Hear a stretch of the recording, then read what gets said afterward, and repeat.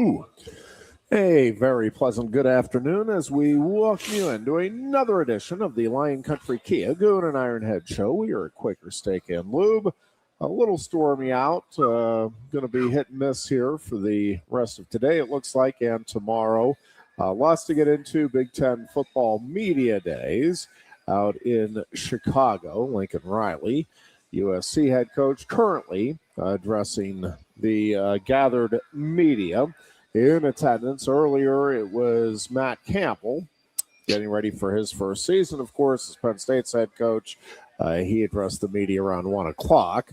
Not, I would say, a lot of great breaking news coming out of that. I did think it was interesting that he did say, listen, just a little warning here to Ohio State, Indiana, and Michigan. There's a new big dog in town, and we're taking over this conference. And then he picked the podium up and threw it. Yeah, I mean, other than that, though, it was obviously none of that. Wouldn't it be fun just once if one, especially like at a Purdue or I would have said Indiana a couple of years ago, so you be careful. But wouldn't it be fun just to watch, like see it just as a goof, but get up there and, hey, I just want everybody to know we're the new big dogs, and then just have a little fun with it. But anyway, well, I think Signetti started to do that before he went on his run. Actually, when he kept on saying, "Google me, bro, I win. Look at my numbers." And he also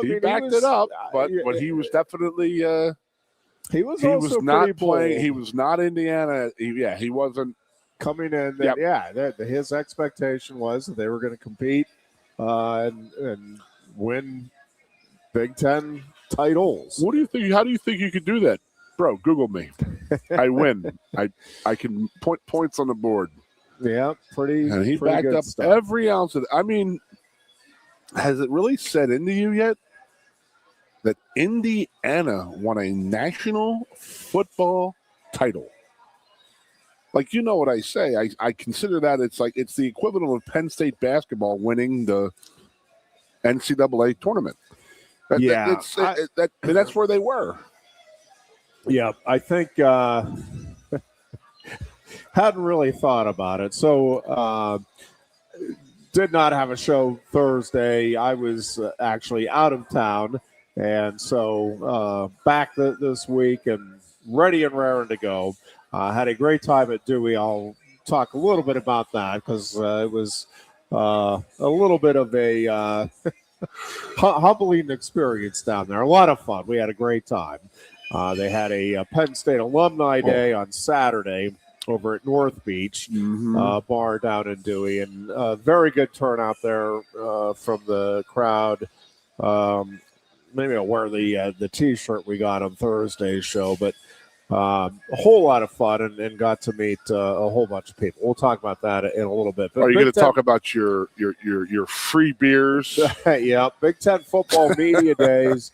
Again, each coach gets 15 minutes up there. Now, after that, they'll break into tables, and they get a lot more discussion. Have you ever been after that? Oh yeah, you went. When you were with KDKA or no, covering Penn State. Oh, cool. When Penn State first joined, it was I think just about everybody that covered Penn State went out those first couple of years anyway. That's interesting. It was. I probably asked you some questions about that then. I mean, because I know that when Bobby Ingram and Todd Atkins went in my senior year, they were the player reps. And they went out there, and they both came back, and Todd was one of my roommates, and he was like, bro, everybody is – this is after the 94 year. He's like, they are so interested in Penn State and how the hell we did what we did and what we do and stuff like that. So we're like the media fans like that in 93-ish? Yeah, I mean, it was new blood in the Big Ten since the 60s. Yeah, it was a big deal. It was fun to be out there. I mean – Joe Paterno was obviously the most covered coach that first year that the Penn State was in it. Kerry Collins was one of the players, and I only remember that because we went out that evening, and in the the urinal next to me at one point was one Kerry Collins.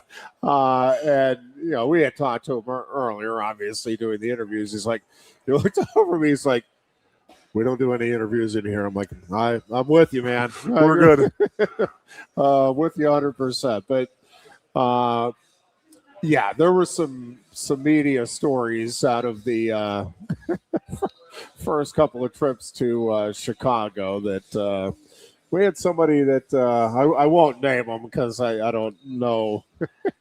At this point, I think we can let bygones be bygones. But he jumped off of the basically on just a drunken. I think he was the one that even brought out. He's like, "Hey, you dare me to jump off the bridge?" And one of the other knuckleheads, not me, is like, yeah. He's like, all right. Off he went, and it became a whole thing. They had. I wasn't there for that part of the evening, but They called in. I don't even know how many. Like they had a scuba team. They had. I mean, it was a scene, and they were threatening to charge all kinds of things. And they had one of the media members who was out there also on the trip was able to help finagle and talk the other guy's way out of any charges. They promised that they would get out of there and not ever create any more problems in Chicago was the short of it. But yeah, it was an eventful media day. So Fran Fisher jumped off a bridge. That's exactly what happened. With George Paterno. Unbelievable. So that's crazy. I will say, I mean, Matt Campbell taught a lot of the questions that were on the Big Ten Network portion of it on the 15 minutes at the podium were on his staff and just the decision to come to Penn State, how that came about versus opportunities he had earlier in his career and all of that. I forgot about the Detroit Lions one. I mean, I remember the Michigan offer, but I forgot about the Detroit Lions one. I think one of the things with Matt Campbell coming in, and I'm just going to tell people, I think patience is important. And I know Kurt Cignetti has kind of ruined the opportunity here for patience to be afforded. But,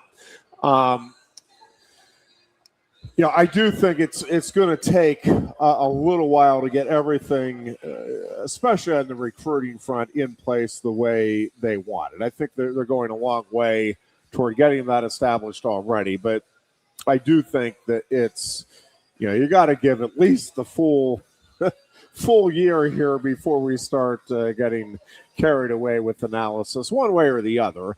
And again, even this first season, I think one of the things that could happen, and if you're on the Penn State side of the ledger, obviously you're hoping it does happen, which is because of the schedule, the way it is, and on paper, although we're listening to the talk with Luke Fickell in Wisconsin, it's a whole new Wisconsin, and they are ready and raring to go, the best they've ever been in it. It is the great thing about the start of any season is you do have the opportunity to raise those expectations, to have the highest of aspirations, and until you get out there on the field, again, you can have all of the teams believing, yep, man, that we could be the team that catches magic in a bottle in the upcoming season. So, I mean, part of that is, and I think Fickell was genuine. I think they obviously have made some changes and they feel good about it. All of those things. I think Matt Campbell genuinely likes the staff he's put together and feels good about the things Penn State has going on. I think from the Penn State perspective, when I say I wouldn't get too carried away one way or the other, the schedule is very favorable to Penn State. And you do have the Iowa State kids that have come in with Matt Campbell. So there is a lot of familiarity that, with an established program. All of those things could lead to a great first season record-wise and everything else. The great season in my mind would be 10-2 or better. And then you could have a drop-off for a year or two as some of the guys that came over leave and you're kind of rebuilding the foundation. Now, if you have success in that first year, presumably that's going to help build upon the foundation. I mean, a 10-2 or better season certainly isn't going to hurt anything on the recruiting front. I think Matt Campbell's already, and the staff, and he talked about the importance of retaining Terry Smith. He's talked about it a couple of times, talked about it at the introductory press conference, and no question that was a huge component here, I think, to getting that unity within Nittany Nation, which I think everybody, there may be some people more skeptical than others about how successful Campbell can be here. Because, again, the success previous was relative and was at Iowa State. And then I get it. You can have your concerns about that. But I don't know anybody right now, before the first game has been played, that has any just outright objections. Yeah, Matt Campbell's not doing this the right way. I mean, he's doing everything, saying the right things, I think doing the right things, and giving this team its best chance for success given all of the circumstances in the opening season. But when you look at that schedule, Goon, I mean, there really is a chance to have a great first season. And if it doesn't pan out, again, I would urge people to, all right, well, let's give it some time, see what does develop over the next couple of years. But I also do think it is possible they could go out and go 10-2 or even 11-1 if everything kind of lines up perfectly. And then everybody, you got gung-ho, and then there's a little bit of a drop back to earth chance the next season. So let's just see how it all plays out. When you do look at this season, and again, I do like everything we're hearing. I'm not around it, but I have a lot of friends who are on the beat, and everything they're seeing and saying is kind of the same thing that, it feels like everybody is on the same page. Now, if you pulled up the tapes from our shows, or the recordings, not tapes, of our shows from a year ago, you would be right in saying, Ironhead, last year you were telling us that everybody was on the same page. Everybody. Yep. Again, you don't know, and really until you get a tough circumstance, whether it is, man, now we're behind in the fourth quarter, or you get a stretch of games, or a game at least that you lose, sometimes it is hard to know whether or not the unity that you think is there is actually there. All right, well, now that we lost, I can tell you that this guy's getting paid too much, or this guy talks too much, or that, right? Like, you're okay. Yeah, let him talk. We're going to, try to go win a Big Ten championship. Yeah, we've lost 3 games. Hey, that guy really does talk too much. So I get it. It's all, you take it all with a grain of salt. But I think the way they are going about it, and the Penn State kids that stayed, right, Goon, all seem to say, and it's not so much that they're taking shots at Franklin, and I don't think that anybody needs to do that. It's just, hey, you know what? Yeah, there is a different accountability right now this year. And to some degree, it's understandable that accountability wouldn't have been there last year, because I think James Franklin would rightfully have thought, listen, you've earned the right for me to assume you're going to be accountable to each other. You've shown that over the last couple of years. So again, that's not taking a shot at Franklin. I think that was largely a locker room issue. Now, is it Franklin's job to have his pulse on the locker room? Yep, all of that. Fine. But I do think there were some things that developed clearly over last summer. And listen, I was guilty as anybody. It's like, I'm watching those first few games, and I'm with everybody that, man, this doesn't look right. Like, this is, but I really was believing that, hey, you know what? They are caught up in the whiteout game's coming up, and we know we got these.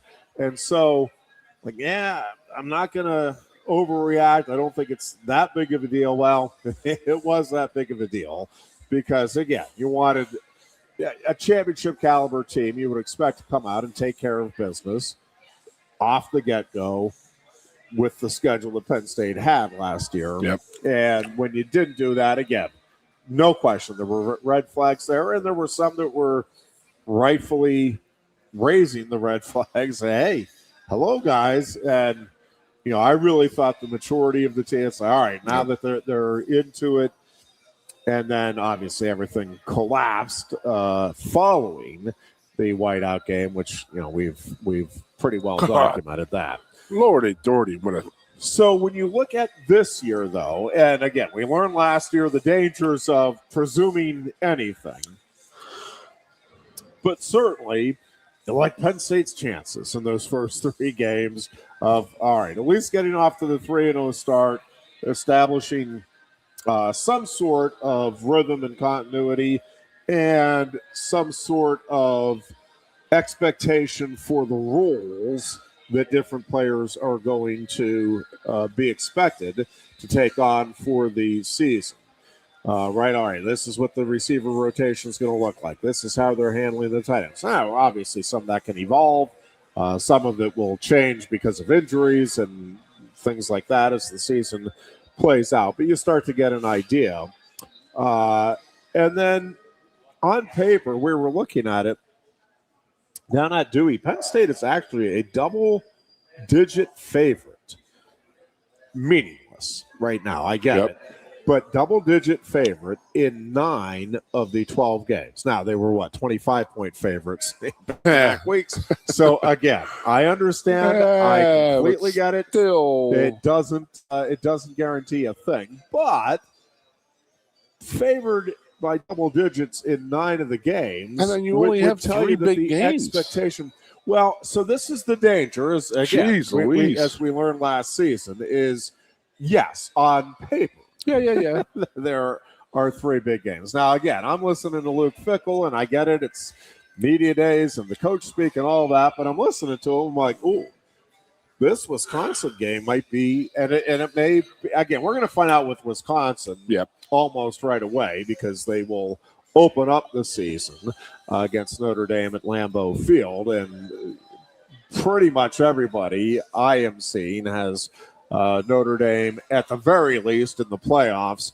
Most have Notre Dame as a legit title contender and a semifinalist, a likely candidate to at least get to the semifinals in the upcoming season. So I do think we're going to get a good indication anyway in that season opener. Now, I'm talking myself into being worried about that Wisconsin game after listening to Luke Fickell because of that Notre Dame game. Again, regardless, even if they get blown out, right? It's like, okay, well, now we know what it's like to take on a contender. We know what we have to try to improve and what we need to change up. They're going to have that experience. And whatever it is, it's going to be an experience against a much higher caliber team than anything Penn State will have faced going into that Wisconsin game, which is the Big Ten opener for both teams this season. And so, again, I have myself now convinced that is a very worrisome game right now. The game at Northwestern, I think, is also one that's worryable because of that'll be their, well, if everything goes as scheduled, it'll be their first game in their new stadium. And so there's going to be, obviously, a ton of excitement out in Evanston for that game, that experience.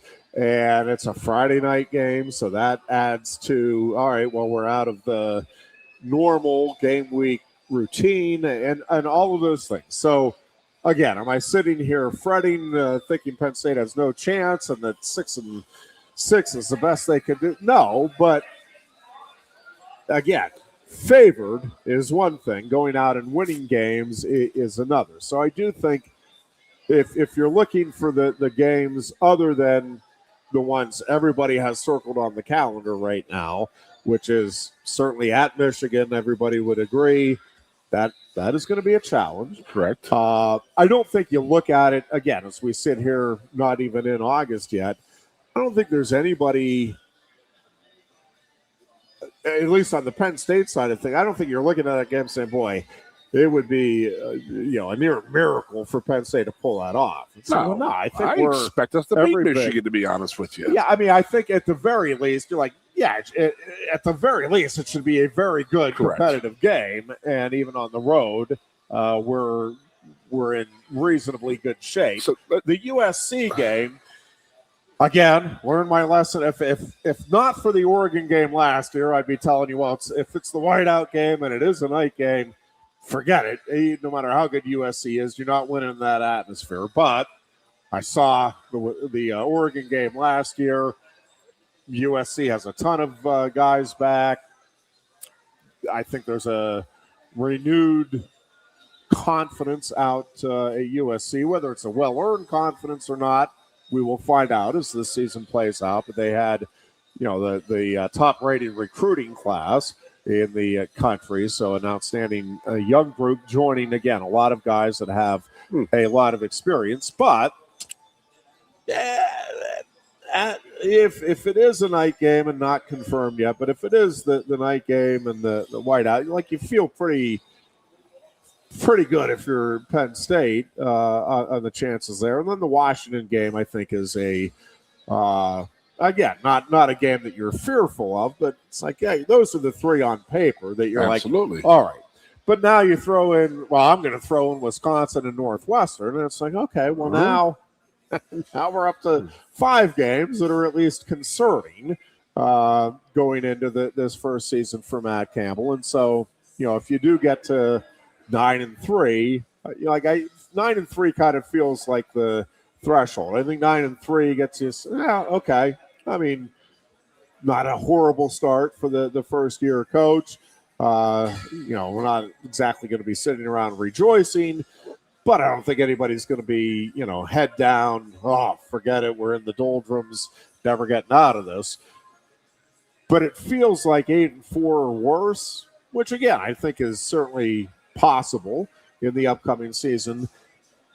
It's going to feel like, that was disappointing. I agree. And I think 10-2 or better, obviously, would have people rejoicing and very fired up 10-2 about the playoffs. Yes, and fired up about the future. That's very feasible. Of the program under Campbell. Yeah, I mean, I read this weekend. I read a lot of stuff about Matt and the staff that's coming in and the players that have come in, and I think the breakdown is 12-12 as in starters of what Penn State guys that return as starters and Iowa State guys that return as starters.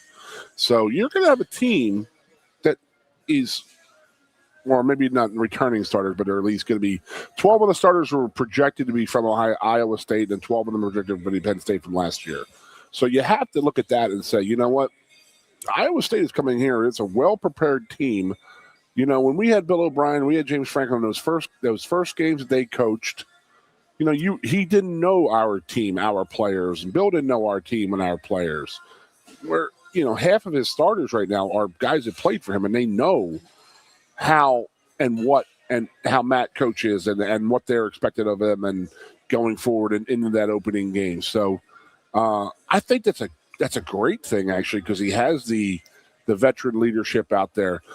That was one of the first questions I had asked him last week in our show. And what that was is like, how much of the Iowa State guys blended into Penn State and Penn State guys blended into Iowa State? And you have a nice little mesh right there of guys that, this is how coach does things. I mean, I'm not going to lie to you. I screwed up last week. I didn't ask him a question. I needed to be convinced of why a morning practice is better than an evening, an afternoon, late in the evening practice. I needed to be convinced of that. I read why he does it. I don't know. I needed a little elbow nudge to say, hey, this is why we do it. But it's the way he does it. So Iowa State guys are used to it. Penn State guys will get used to it. They've already talked about that. Yep. And I like the fact that there's 24 Iowa State guys in here saying, hey, this is what we're going to do. This is how he does this. And you got guys leading people along. And let's not kid ourselves. The guys that stayed here are pretty damn good football players. And the guys he brought in are pretty damn good football players. So if they can mesh together and he can get those guys coached up, more than excited for the season, as you well know. Last year, you and I were both, very bullish on Penn State. We were talking it was going to be. I think that's fair to say. Yeah, I mean, we were both convinced it was going to be, a national title run. And in those first 3 games, I remember watching them and saying, you know what? They're just playing down to their opponent. That's what they're doing. It's not uncommon, yada, yada, yada. But I was just doing that to convince myself, I think, that there were real worries going on because this didn't look good. When you're, playing your starters in the fourth quarter against a Villanova, what are you going to be doing against Oregon? And that is that when Oregon came into town, they stepped up, they jumped up, but they, had to come from behind in that game. They didn't play well at all. Not well at all. I mean, Oregon, we should have beaten them here. And the more I see it, the more I remember it. I mean, geez, man, we should have won that game going away. And then that was just the beginning of it. It's just like, how it all crashed on from there. We all know what happened, so there's no reason to relive that. I mean, I don't know. Yeah, let's not. Yeah, right? Ever. So, I mean, I have that feeling for this year, and I feel that it's going to be a very successful season for Coach Campbell, and that is because of the schedule. Now, you could add in those 2 games you're talking about, so that's 5 games, but they're only not favored in, 2 of them? I mean, are they favored over Michigan? Are they favored over Washington and U.S.? I mean, who are we not favored over? I think it was Washington and Michigan were the 2 Okay, because USC's at home. We're going to get the extra points there because it's a night game. It might be USC. Did you see it's Michigan? Blackledge sort of let it out a little bit. Did you hear his interview this past weekend? No. And he was talking about USC and what he expects of USC. And he says he has them early in the year against, I believe, Washington. We're going to see what kind of team they are. And he goes, later in that month, we have them in the whiteout at Penn State in a night game, is what he said. So, put 2 and 2 together. Presuming that. We're all presuming that, that it's going to be the whiteout in the night game and all that stuff. And NBC, it's when are we going to start getting those times and getting the a little bit of something there? I mean, what are we doing with our games here? We know that Wisconsin's homecoming. We got 2 3:30 games and a noon game to start the first 4 games.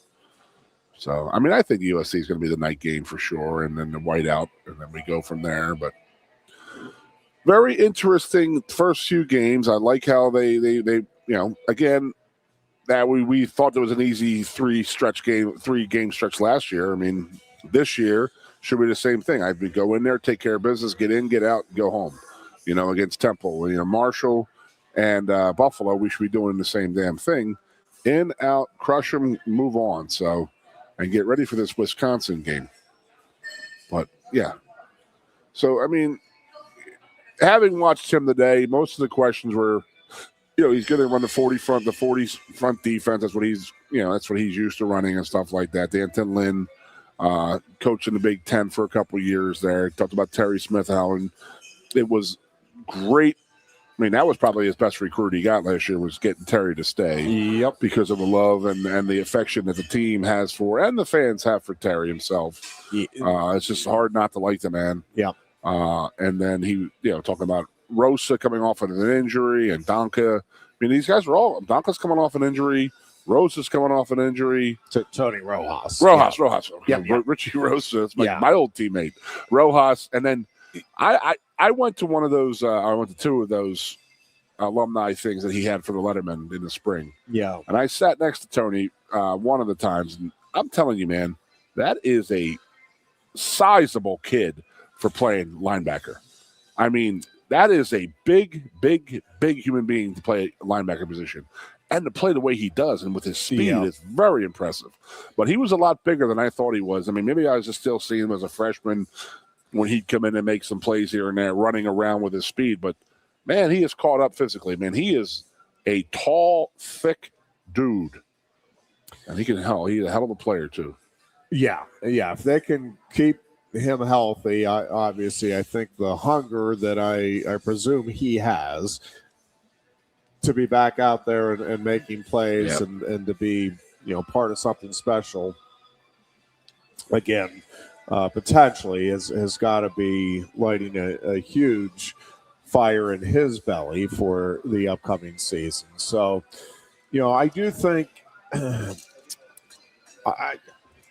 so part of this is I'm now so jaded by everything that happened last year that I feel like you have to throw the caveat with everything. Like, I feel like this could, and it seems like this is, but it does seem like the leadership on this team, from a Rojas, from a Donka, from a Rocco Beck. I mean, all of the mix of the Iowa State. They just were showing Ryan Day up there of the Iowa State and the Penn State guys. It feels like the leadership is really strong, player-led leadership. I'm talking about on this team, and it does. It feels like there is going to be that accountability from each other and with this coaching staff. I mean, hard to argue that Terry Smith didn't hold players more accountable once he took over last year.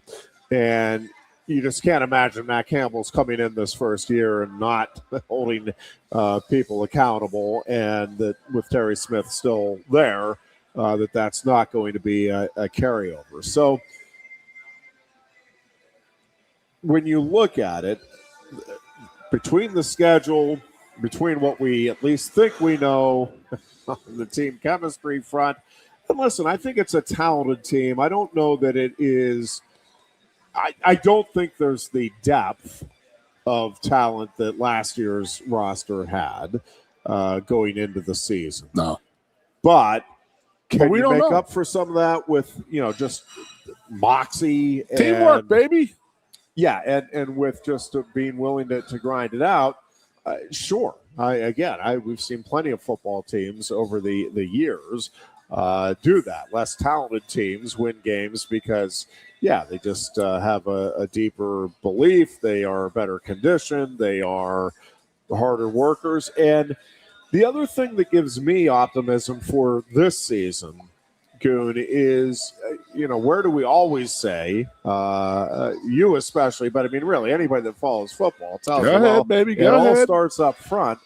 Well, that's a pretty good place for Penn State to start this year. When you look at the not just the starting five, I mean, that is the one area where it feels like they do have some depth.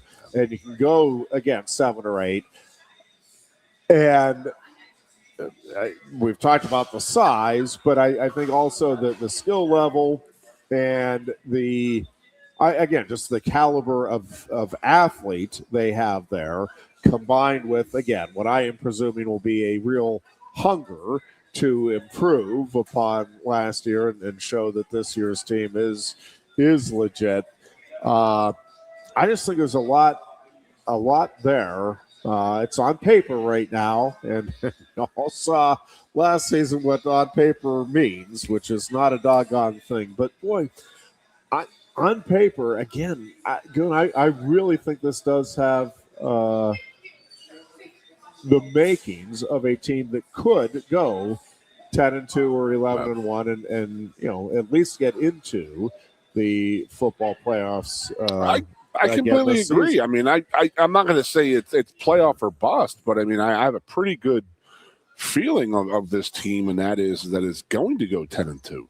I really do. I mean, if our tough games are the 3 that they're going to put up there, Washington come on, we beat them last year. Washington's never beat a Penn State team ever, by the way. Michigan is in complete flux, in my opinion. It really is. I mean, after everything going down, and they cannot be not worried about what they lost last year, and guys transferring out, and a whole new staff coming in there, and how many guys from Utah came to Michigan, and how many Michigan guys, I don't know.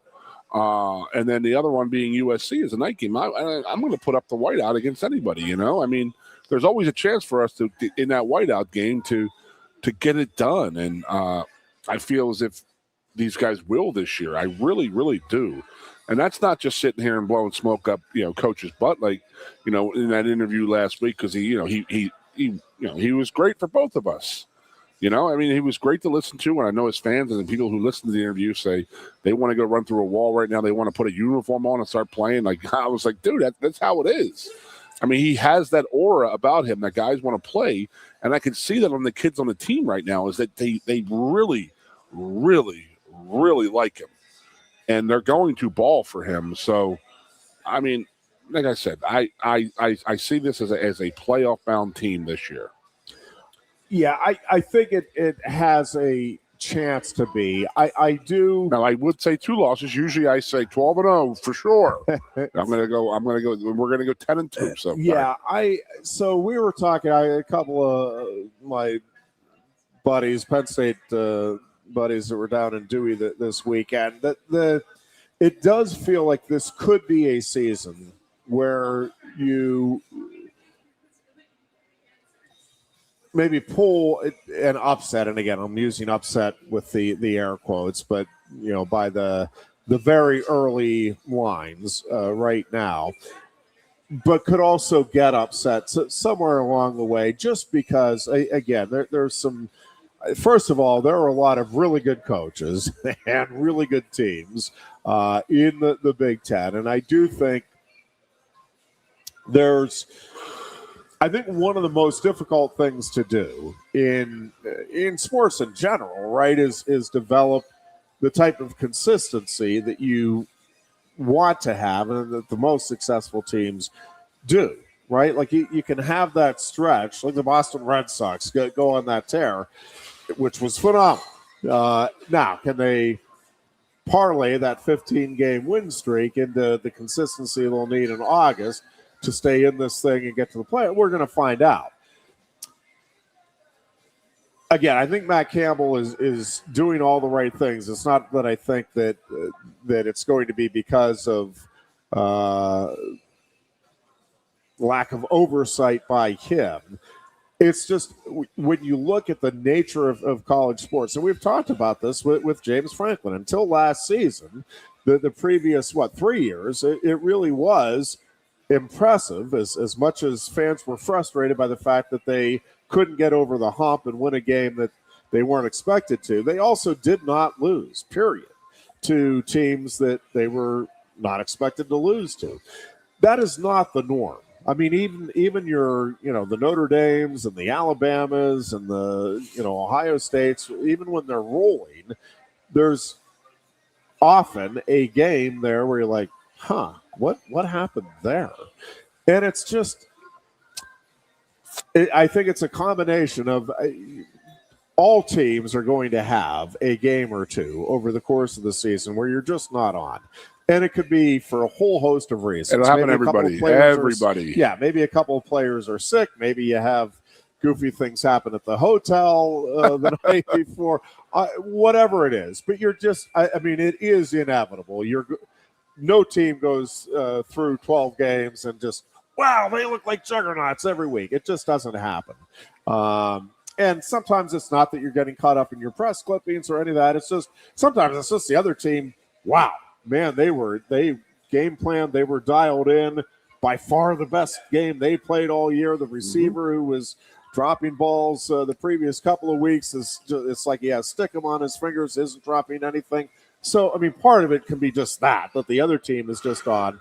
But also, again, maybe it's the one day the quarterback's just a little off. Just feels out of rhythm. Could be rainy, could be windy. You have no idea what's going on. Whatever it is. Kicking game is screwed up. Your quarterback's screwed up. One is, who do those games come against, and how do you weather the storm, so to speak, in those situations? And again, sometimes you just, it's not our day. Yep. You get upset, and then you move on. And the nice thing in today's world of college football is you can have that upset loss and say, okay, move on. And that's what Gedney's so upset about last year. Yeah, that's I still, and the more people we've talked to, the more the story seems to be that they just put everything into that Oregon game, and then it was like, what are we doing? And maybe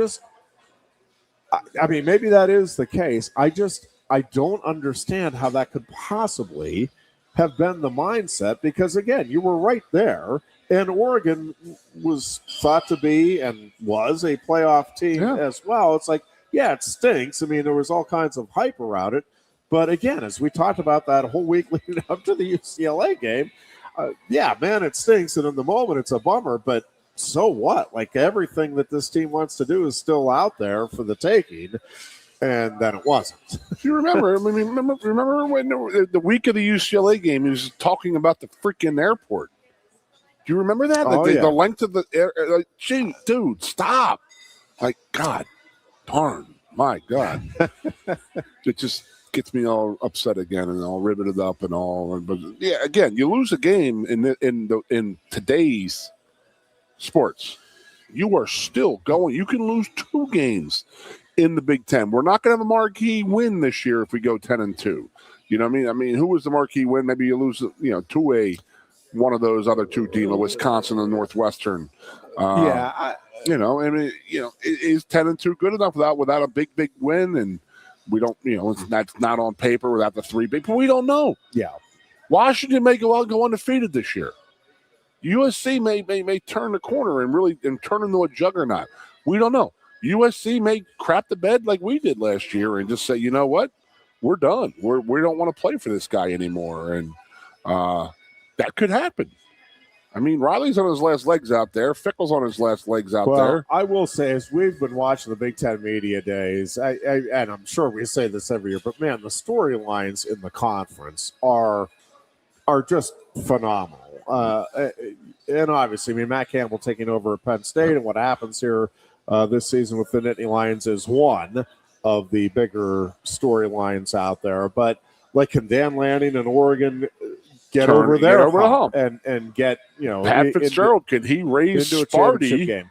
Well, and I'm telling you, Bob Chesney at UCLA is a really fascinating. Like, I think that has a chance to be, and even Jeff. Kyle Whittingham at Michigan. They're showing the 4 new head coaches up on the Big Ten screen right now. And if you just start with those 4, like, I mean, what kind of a move can UCLA, which came on last season, thanks in large part to that Penn State game, but again, that was a program kind of left for dead, and now it's like, with Bob Chesney coming in, is that a program that could, again, I'm not expecting it's going to make a run to the Big Ten title, but could it be a team that moves into that upper echelon, not upper half of the conference? I think Michigan State under Fitzgerald is really intriguing. I'm not sure how much of an impact he makes this first year and what kind of a jump Michigan State makes this year.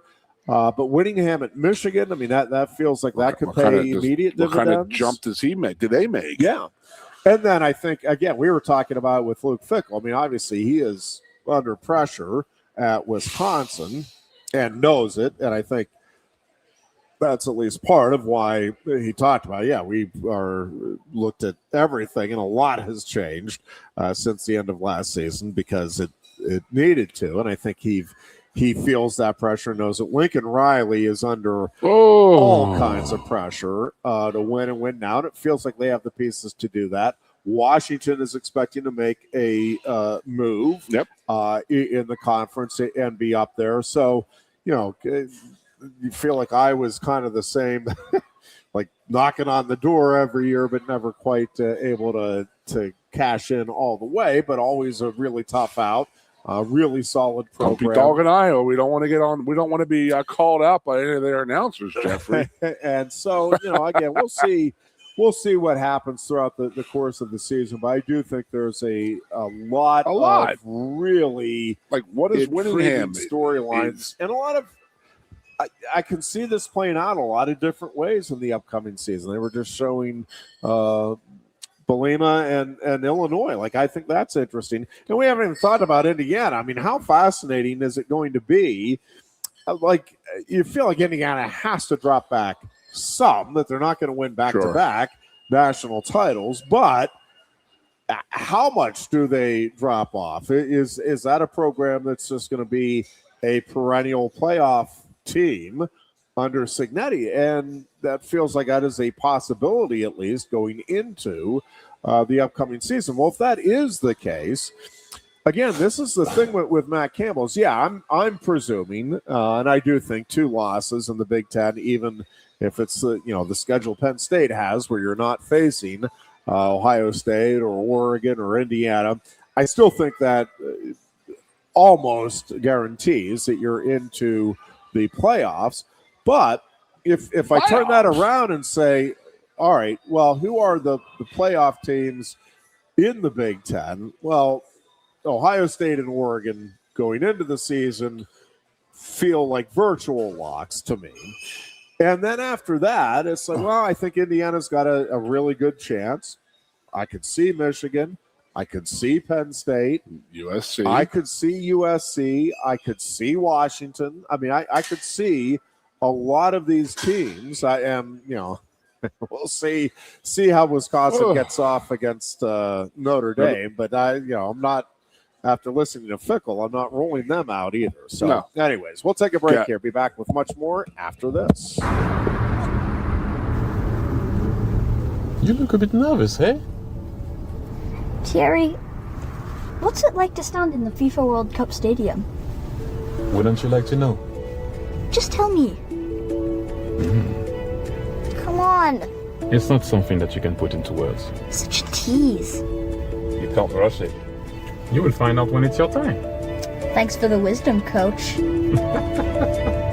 So, how much longer? Now go and make history, my man. Here's the World Cup you've been waiting for. Actually, the World Cup's been waiting for me. That's the spirit. Just remember who drove you here.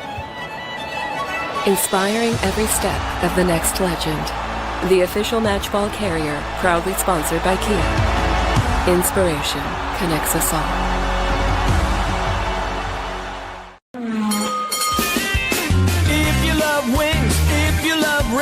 And all kinds of other tempting things.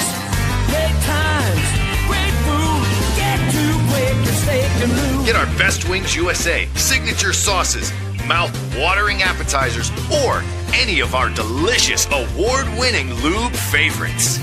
Great times, great food, get too quick and steak and lose. I'm the Modelo Recruiter, and I'm looking for fans with good hands and great speed. The ones who stay focused and never miss a play. They go the distance on game day, even when their team is away. I'm always watching, always looking to reward more full-time fans. Because football isn't really football without you. Lusk & Associates Sotheby's International Realty proudly presents the introduction of our new State College office at 314 South Borough Street in State College. At Sotheby's International Realty, we advertise locally, nationally, and internationally, bringing the best of advertising and promotion to each and every one of our properties, big or small. Call now. A lot has changed about State College. One thing that hasn't is W.C. Clark's Coffee Roasters on 234 East Calder Way. 30 different varieties of specialty coffee beans sourced from over 25 countries and roasted with love each morning in Happy Valley for over 45 years. They'll ship their fresh roasted coffee from their doorstep to yours. Order online at statecollegecoffee.com. That's statecollegecoffee.com. Hi, welcome to Timberland Federal Credit Union, a financial cooperative for its members, tracing all the way back to 1973. Experience Timberland Federal Credit Union, where you're greeted with a smile and financial solutions are tailored to your unique life journey. Here, we're not just financial professionals, we're your neighbors, people invested in your financial needs, literacy, and empowerment. Your dreams matter to us, whether they're about buying a home, growing a nest egg, or embarking on new adventures. TFCU draws from the past and invests in the future, offering modern tools like online banking to give you the freedom to manage your money practically anytime. Additionally, we're passionate about giving back both time and resources because enhancing our community is at the core of why we're here. Visit TFCU in person or online to learn more about our services and apply for a membership today. WFXX. Once again, the Fox, your sports radio. Broadcasting live, loud and proud from Central PA's Sports Authority. WFXS America. 98.7, the Fox State College. And back here on a Tuesday afternoon, again, Big Ten Football Media Days underway in Chicago, and Matt Campbell addressing the media earlier. Pat Kraft out there as well. 3 players from each of the teams out there as well. And again, we're talking a bit about expectations and kind of how the season could play out as we sit here toward the end of July and try to project how different things will go. I will say the Marshall game is interesting, Goon, because, I mean, that is a really proud program and always has some really good athletes in it. And I do think it's a game, obviously, Penn State should win and should win handily. But I think it's a good game because I don't think it's your typical cupcake that you can get to start the season. It's a great name. So I think if Penn State comes out and looks sharp and puts points up and shuts Marshall down, I'm not going to sit here and tell you, all right, national championship, here we come. But I do think, unlike last year, right, you're going to be like, okay, man, this is what we were hoping this would look like. On the other hand, if they come out and they struggle a little bit, this is just me. I'm going to be like, okay, well, it's his first game. You're still blending these 2 programs together to some extent. Of course, there's going to be some growing pains here at the start. So I'm not going to be shocked if it's a little closer game than what you're anticipating, or some things don't look altogether sharp in that first week. Yeah. I think then what you're going to want to see, though, is, all right, does this look better as the next couple of weeks progress? And then, obviously, what does it look like by the time you take on Wisconsin? I can tell them one thing, that would be, Coach, and that would be go back and look at the Bill O'Brien's first game here at Penn State. That's versus Ohio after the scandal broke and everything, and everybody was all, so jacked up for these guys and this season and stuff like that. You remember the game? Oh, yeah. And everybody was out there 3 hours before the game, cheering, screaming. The players were out there pumping the crowd up. Hot day. Ohio had a ton of returning starting seniors. Yep. And our guys were gassed in the third and fourth quarter. A sort of similar thing. Remember James' first game? Oh, yeah. In Ireland. There. Yep. Oh, that's right. That's right. You left the country, Ironhead. You're right. Yeah, so he's out there, and, that was 2 teams out there. So you really didn't – both of those teams that were Georgia Tech and Penn State, so they were both out there jumping around. So they both died at the end of the game. But if I would tell Coach anything, and that's he's going to want to go out there, and the kids are going to want to go out there and score 100 points in the first quarter and, say, we're back, we're Penn State, this and that. Yeah, look at what we're doing here. We don't need Franklin, look at us. And that's probably the worst thing to do. You get all jacked up before the game and geeked up, and you're whacked out by the time the game is over. Keep it low-key, chill it out, let the game happen, play the game. You trust your coaches. I mean, our coaches should get us through this, and that's the only thing I would say is just to watch yourself before the game, getting too hyped up for the starting of this game. So the starting of the season and Campbell's era. So that's just what I would tell them. Yeah. Now, with that said, Marshall, it is I would say, I don't know if it is better than a MAC school on paper, but in my world and eyes, it is.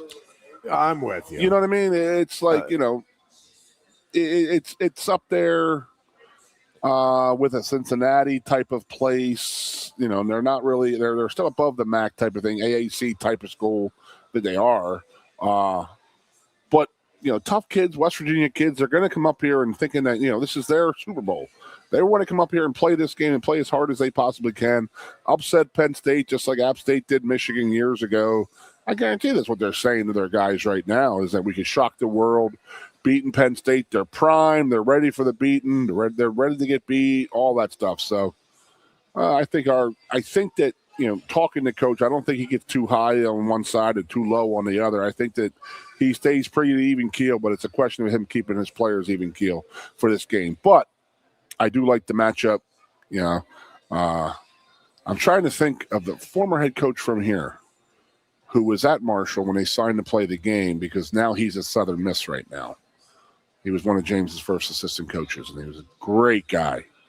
But he was at Marshall because I thought that they had signed this game up because he was the head coach at Marshall. So, and then we're fighting him with the "We Are" chant this year. We play now both teams. I don't think Marshall plays USC, but we play USC. We play Marshall. Yeah. We all use the "We Are," so should be interesting. We're gonna have 110,000 people doing the "We Are" chant together. All the visiting sidelines too. It'll be fantastic, Jeffrey. Yeah, this is true. We'll have a lot of "We Are," and then it'll vary a little bit after the "We Are" part of it. But so I'm looking forward to it big time. I know you want to hit a breakup. That's fine. I got to come back. I took down the odds for the Super Bowl. We got to talk, Ironhead. Just want to introduce him to you. Yeah. Just wet your beak a little bit. I don't need you making any calls today. I did see good news because last night I was worried Valdez might be out the rest of the year. Everybody was. They're saying Just a bruise. maybe only a day or two even. So day to day. So, I mean, it could be longer than that, but it certainly does not seem like it's going to be any kind of a long-term thing, which is good news. Did see the Steelers, the injury front. Jalen Ramsey is going to be out for a little while, but it does sound like they are fully anticipating that he will be ready to go when the regular season rolls around for sure, and probably a good bit before that. Does sound like the Steelers are it's a little different training camp than be interesting to see what it has been last few years. I'm curious. Had you gone down, you had obviously gone down to a Cower. Had you gone down to a Chuck Noll? No, I never got to see a Noll camp. The the Steelers, the offensive line is still. That's the area where I'm like, I think if they can get that figured out, which is a huge if, and if you can keep Aaron Rodgers healthy, another huge if. Then, I think it could be an okay season. I think they are, looking at the odds earlier, they were the Ravens are favored to win the AFC North. The Bengals are the second pick, and then the Steelers are third, but then a distant fourth is Cleveland. And I think that's interesting, only because I know Myles Garrett, but, man, that is a roster that still has a lot of talent on it. And I think they are a real long shot in terms of winning the division. I think it's probably, I think they have it right in terms of the order for expectation going into the upcoming season in the AFC North. But I also don't think there's a lot there that is separating the Ravens, Bengals, or Steelers, and really, for that matter, even the Browns. I mean, talent-wise, for sure. I think it just has more to do with the psyche that comes with being the Cleveland Browns as much as anything. But I do think that's going to be interesting.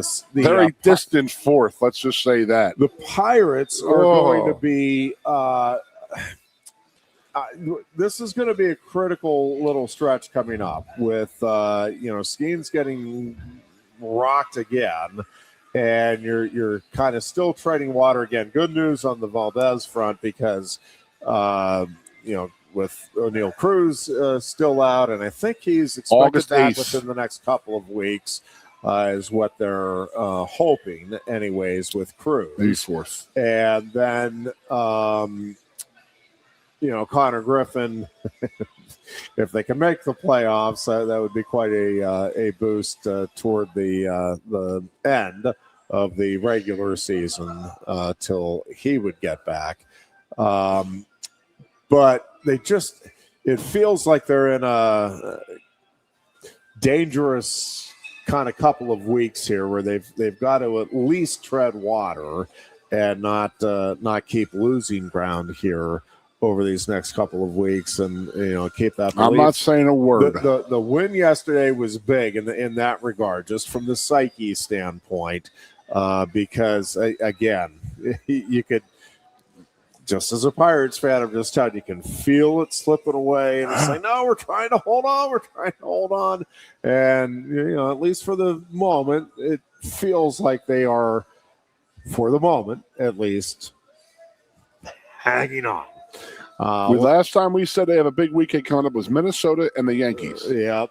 And they did a hell of a job against both of them. Or it may have been Minnesota or Chicago and the Dodgers, I think. And they did very well against both. We'll take a break here, and we will be back right after this. You look a bit nervous, hey? Thierry, what's it like to stand in the FIFA World Cup stadium? Wouldn't you like to know? Just tell me. Come on.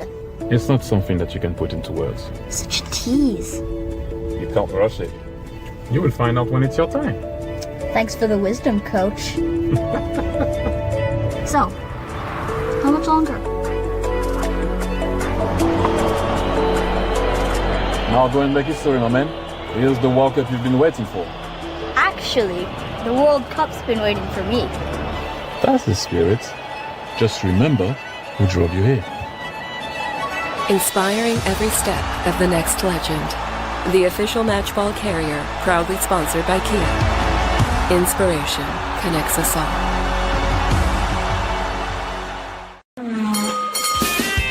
If you love wings, if you love rings, and all kinds of other tempting things, great times, great food, get to Quick and Steak and Lube. Get our Best Wings USA signature sauces, mouth-watering appetizers, or any of our delicious award-winning lube favorites.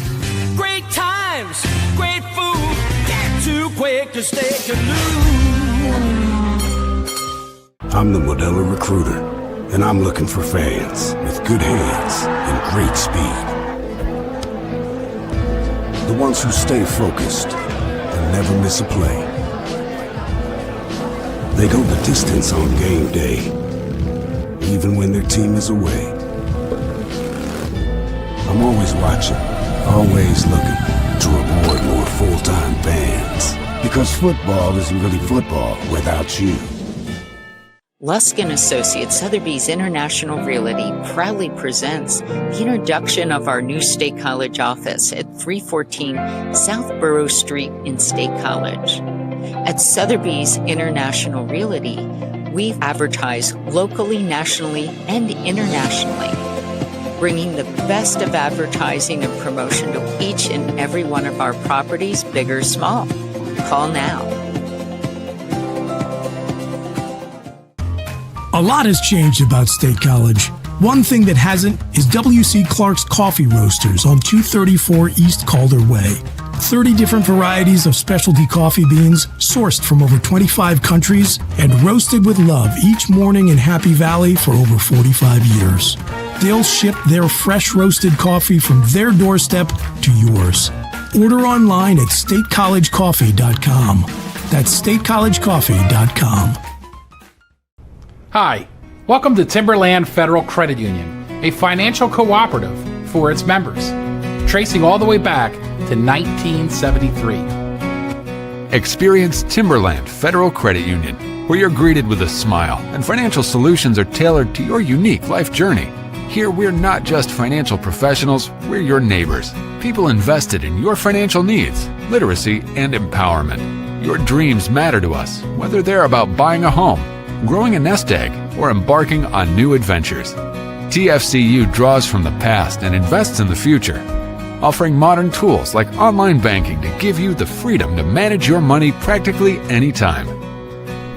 Additionally, we're passionate about giving back both time and resources because enhancing our community is at the core of why we're here. Visit TFCU in person or online to learn more about our services and apply for a membership today. WFXX, once again, the Fox, your sports radio. Broadcasting live, loud and proud from Central PA's Sports Authority, WFXS America. 98.7, the Fox State College.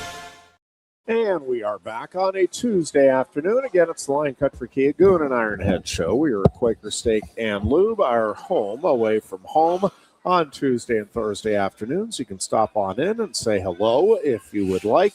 Again, the all-you-can-eat wing buffet here at Quaker Steak and Lube gets underway right as we go off the air at 4 o'clock. That is every Tuesday from 4 to close. You can come on down and enjoy all of your favorite wings to your heart's content, all of the sides that come with it.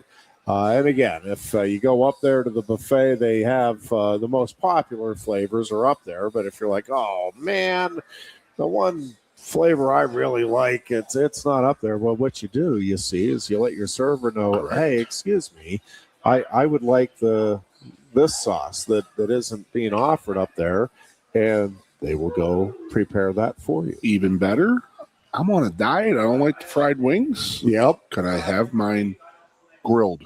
Why, yes, you can. The naked wings. They'll bring the naked wings out with the sauces, all of that stuff. Yep.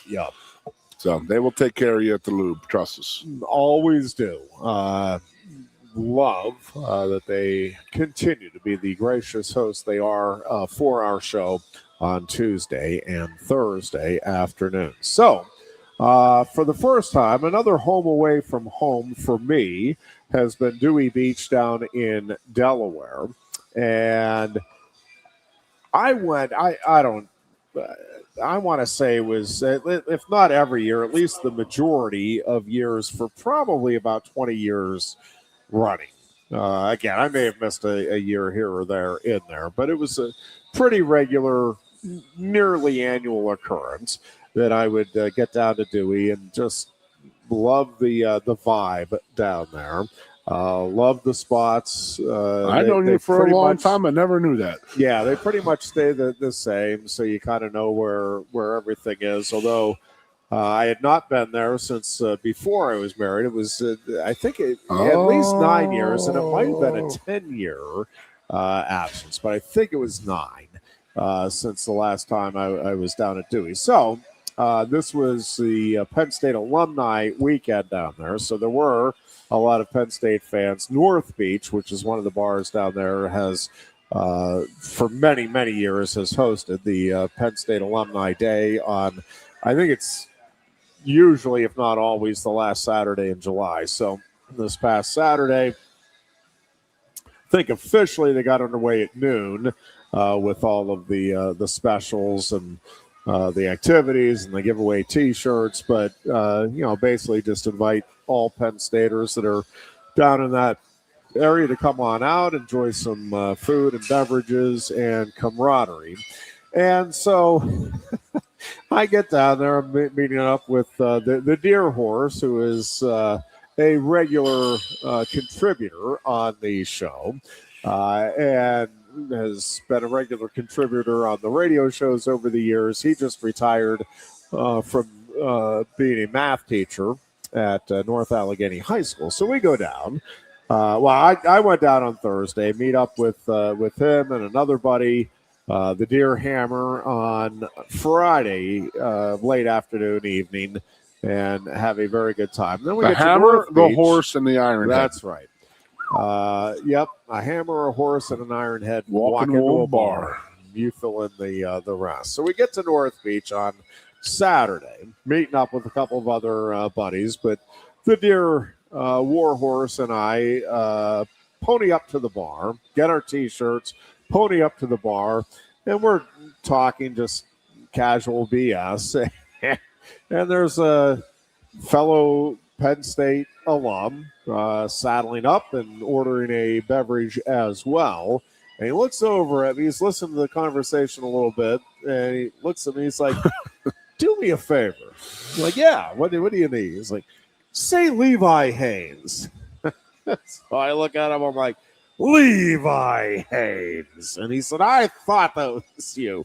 Well, this starts what ends up being a wonderful afternoon for me because there's a group of individuals that love wrestling, follow it on the radio, listen to the calls, and they proceed to buy multiple beverages for yours truly, who really didn't need any more beverages being bought as the afternoon went on. I was being well taken care of, but just had a lot of fun. It is always funny to me. People will come up. I don't mean to keep talking wrestling as if talking wrestling is some kind of a burden for me. I'm like, well, no, that's like I do it as a livelihood because I love it. I mean, I get, if you're a garbage man, maybe you don't want to be taking out other people's garbage as you attend events.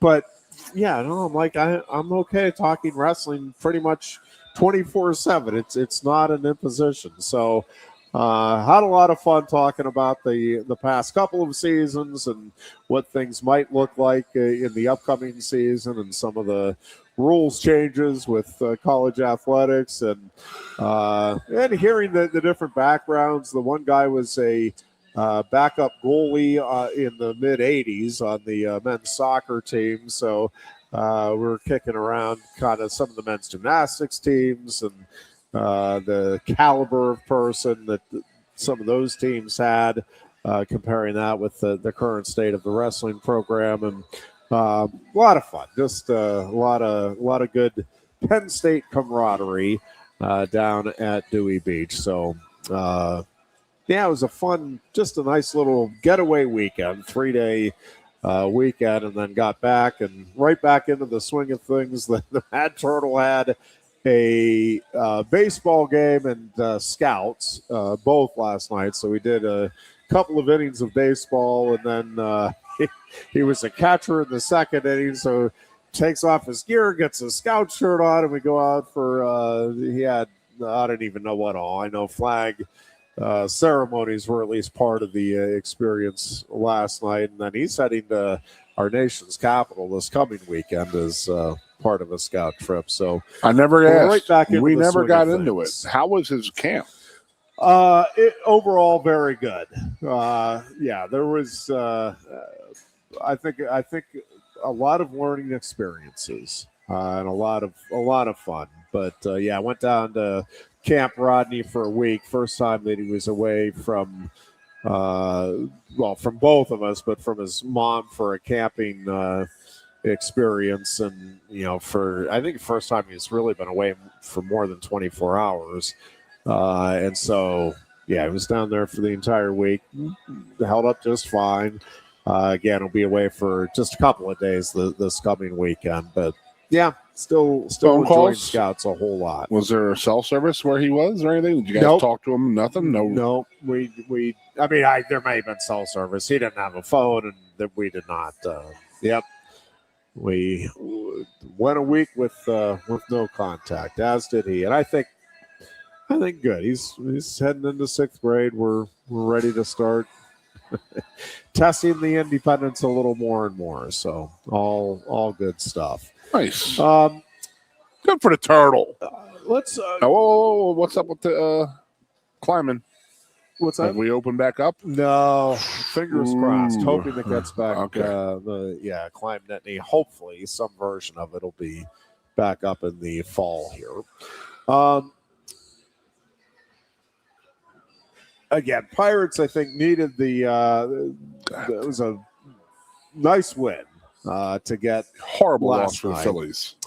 Yeah, not good. Snapped. What was that? A 12? Was it a 12-game skid for the Marlins? Marlins have won in 12 games, and they were down. Walked Phillies take off. the lead, go up 7-5, and then they give up 3 in the in the ninth. Now you know what the Pirates fans have been dealing with all season long. I know. Yeah, so. it was Duran's first. You had a night. It was a second blown save of the season. Yeah, So we're used to 2 blown saves over the course of 2 nights. And all I kept on telling Although the bullpen actually came up big last night. I was with my buddy Rocky last night, and I was telling him, we watched a lot of the Phillies games together, and he's like, you just got to get to the ninth inning with this team, I mean, the Phillies are looking for that, setup, man, for Durant. Yeah. And, we're talking about it all night.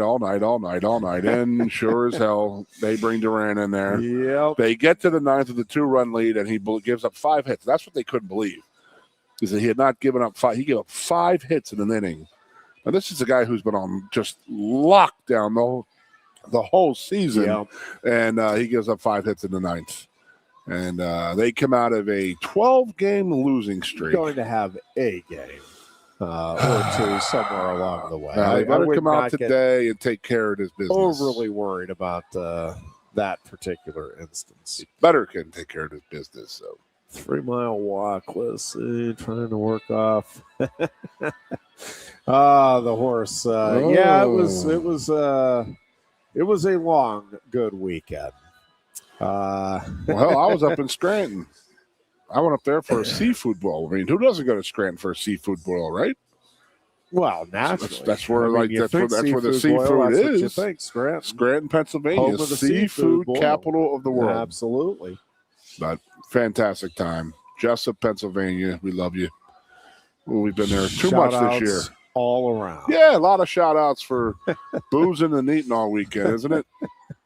Holy crap, man. All good stuff. But how is the horse? Is he enjoying retirement? Is he fat yet? Is like 400 pounds or definitely enjoying retirement. Nice. Well, no, probably a little trimmer. Just finished a 3 Mile Walk while listening to us. Look at the horse. He's a little bitter that nobody bought the dear horse some drinks. I feel like we were not lacking drinks over the course of the couple of nights down there. I don't think that was. Now, was he looking for a beer as a consultant to the Goon and Ironhead show? Is that what he was looking for? I think so. What a typical teacher looking for a handout. I would think so. Typical union teacher guy. Well, no, that's what you do getting into the media. Jeez. That's the media's job is to take the free handouts. That's our role almost exclusively. I do want to know who the hell jumped off the damn bridge. That's funny. Oh, that was. Yeah, that was a memory. You want me to jump off this bridge? Well, I mean, I wasn't thinking about it, but now that you mentioned it. Well, I didn't see it, but the other guy that was with him was rooming with me, and so I had fallen asleep in the hotel room. I hear the door open, and he comes in, and he is wet. I mean, like sopping wet. I'm like, did it start raining or something? He's like, no, I've got a story for you. And then he went through it. It was a scene. Do they have a whole thing set up for you guys? Is it just 1 day, 2 days? Is there a Cubs game or White Sox games involved at all? It's a 3-day event. Well, I think there's 2 days of actual, but I mean, you get out there usually the day before and then leave the day after, maybe at the end of the second day. But yeah, they had some things. We went to a restaurant. Like pretty much all of the Penn State media was taken to a restaurant out there, and we had some fun that evening. And then I think some people. The 1 year we couldn't get tickets. I think some did go to I forget if it was a Cubs or White Sox. I think Cubs might not have been in town. I might be mixing that up. But yeah, good time out there in Chicago. It's a well-run event, but there's a lot of downtime or opportunity to find trouble time, depending on how you look at it, especially. I could see 1 day with the media and the players and the coaches, but I just don't see where the hell does the second day come from? Second day was more player oriented. The first day is mostly coaches, and then the ADs will usually make themselves available, and then the players. But it ain't it's not like a 14-hour day, right? It's 6-7 hours. Yeah, not even. It's a few hours, 3 or 4. Interesting. Yeah. Yeah, it's fine. The commissioner speaks. I presume he still does. In those days, would always take the mic first and the give an update on four-letter the state of network the next to it up conference. there is just they were saying that the Big Ten commissioners coming on to talk about expansion. Yeah. Or whatever they're talking about with the SEC jumping out, maybe the Big Ten joining them. Yeah, I just don't see it. I mean, just make the super conferences. Bluster. Yeah. 22, 24 teams. That's what's going to happen. I hope, because I don't want to see. I hate to agree with Urban Meyer, but I would hate to see the old collegiate, way go, by the SEC and the Big Ten leaving and making their own thing. I mean, what are they going to do? Have a baby NFL? Yeah, I think let's not forget, dude. I mean, this is the thing that no one talks about. It's still education. You are still a college student. I don't care what they're paying you. You still got to do the college part. College part, man. Yeah, there's still a lot that needs obviously to be sorted out. I do think. I think this legislation is going to at least help. I don't know that it's going to solve everything. There's still going to be some stuff that has to be litigated. I still think they are going to have to figure out how to get the players at some point are going to have to sign off on stuff. I know that technically there's still not employees, but they are. But legally, I think right now that's not how they're defined. And so, but at some point, there's going to be some sort of a union or union-like representation for the players. Again, they still have to get all of that figured out. I do think the Safe College Sports Act, some version of it, is going to at least give us a real fighting chance to have college sports kind of as we've known it, or as we know it now anyway, to continue. But I think it's going to be... I get mad at this right now, Jeffrey. Yeah. Because they gave us nothing. And now that the players are getting a lot, now they're like, we need to control this. Well, you weren't saying crap when you were making millions upon millions upon millions of dollars and not having to share crap with anybody. But now you want the government to come in and regulate this because this is just getting out of control. And it is completely out of control because of you. Yes. I mean, there's no question about that. It just makes me so... I don't even think they, at this point, I mean, they might blame predecessors, but I mean, there's zero doubt, I think, and should be zero doubt in anybody's mind why the problems, if you view them as problems, why the situation that we have in college athletics is. And yeah, it's completely 100% at the hands of the NCAA and the lack of... And they're just going to pass it off to the government and say, okay, well, we still want to be involved here. I mean... Yeah, and I'm still really... I mean, I don't want a football conference, and I don't want a basketball conference, but I want the NCAA cleaned out. You know what I mean? You know what I'm saying? I mean, it's got to get just turned upside down, flipped on its head, and started from the base. I mean, I'm the football guy of the crew here. You're the Olympic sport guy. You're going to defend that, and I get it. I don't want to lose that. I don't want to lose that aspect of college. I don't. Yeah. I think most folks involved are in the same boat. I mean, I have not. I think the overwhelming majority. There might be an exception here or there, but I think even if you got truth serum in them, I think most college football coaches would tell you, yeah, we want the other.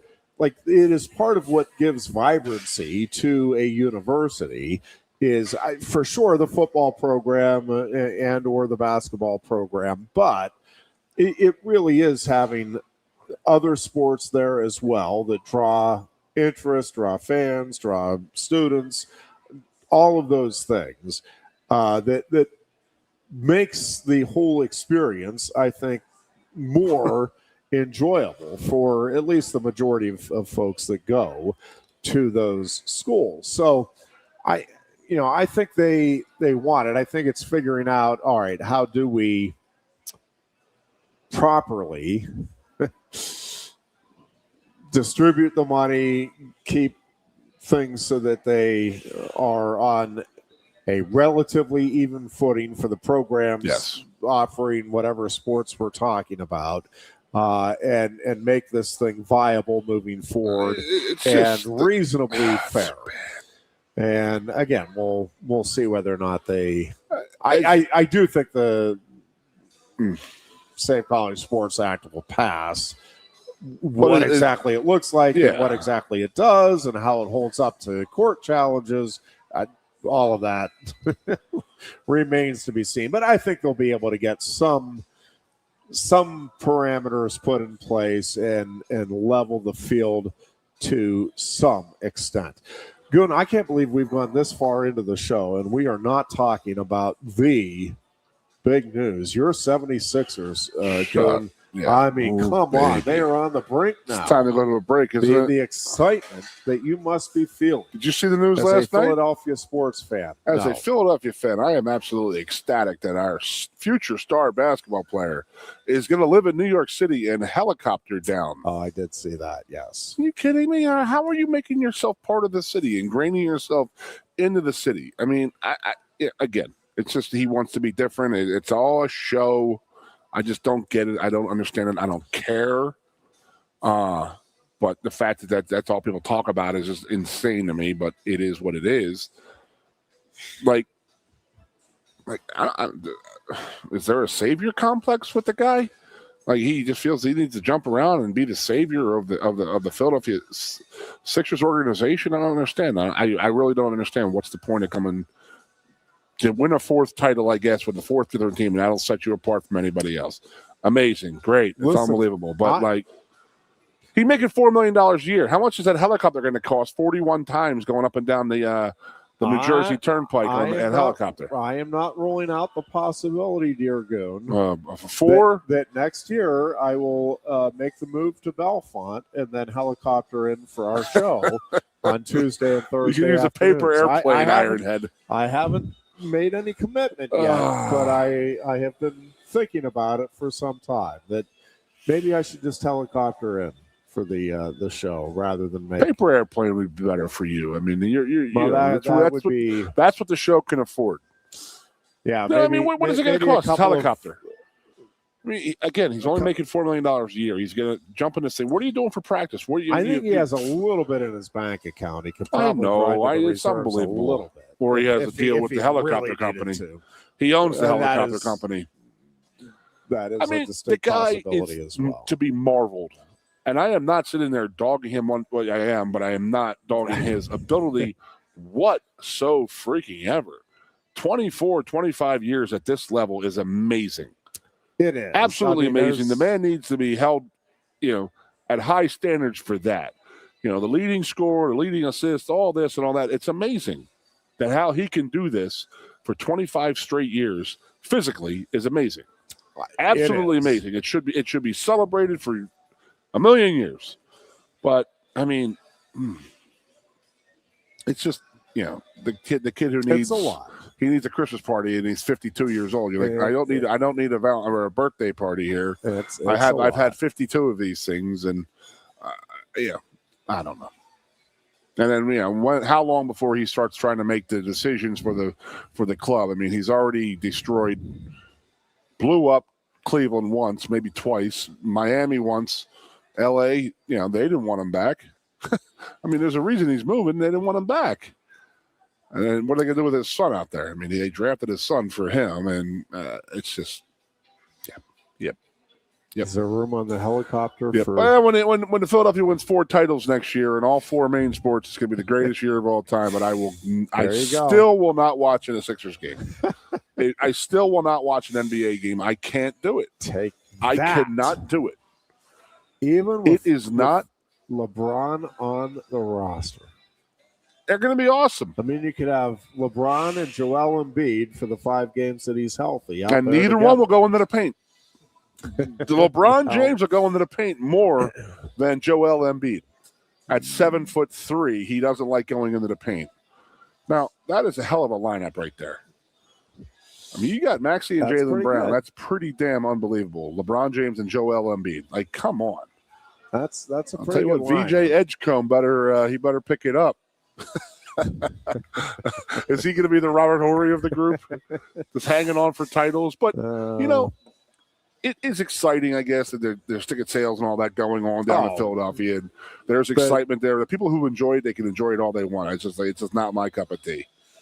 I really did think, not that I'm followed it all that closely, nor do I care much, but I really did think he was going to end up going back to Cleveland just to one more close shot it out. And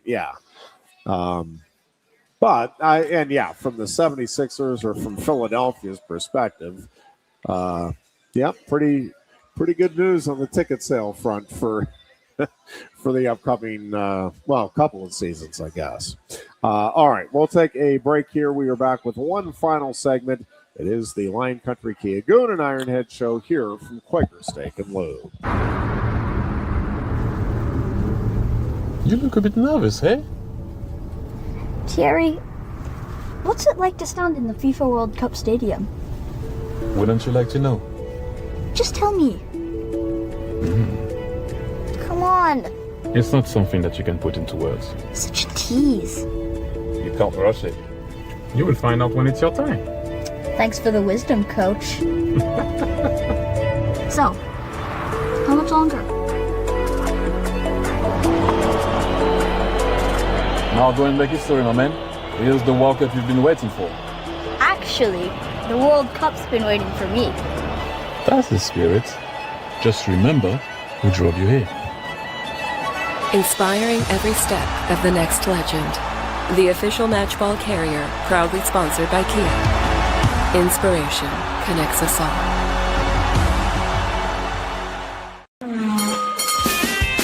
If you love wings, if you love rings, and all kinds of other tempting things, great times, great food, get to Quaker Steak and Lube. Get our Best Wings USA signature sauces, mouth-watering appetizers, or any of our delicious award-winning lube favorites. Great times, great food, get to Quaker Steak and Lube. I'm the Modelo Recruiter, and I'm looking for fans with good hands and great speed. The ones who stay focused and never miss a play. They go the distance on game day, even when their team is away. I'm always watching, always looking to reward more full-time fans. Because football isn't really football without you. Luskin Associates Sotheby's International Realty proudly presents the introduction of our new State College office at 314 South Borough Street in State College.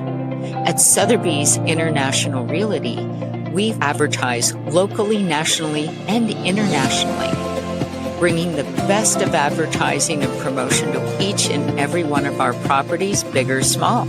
Call now. A lot has changed about State College. One thing that hasn't is W.C. Clark's Coffee Roasters on 234 East Calder Way.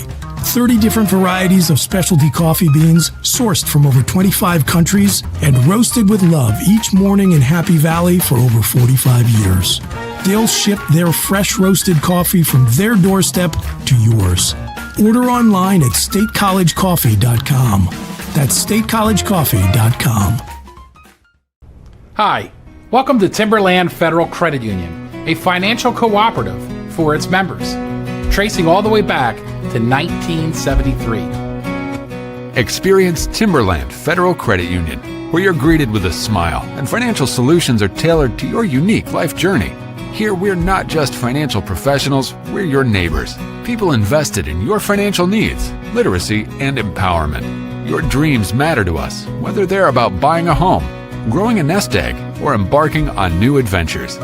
TFCU draws from the past and invests in the future, offering modern tools like online banking to give you the freedom to manage your money practically anytime.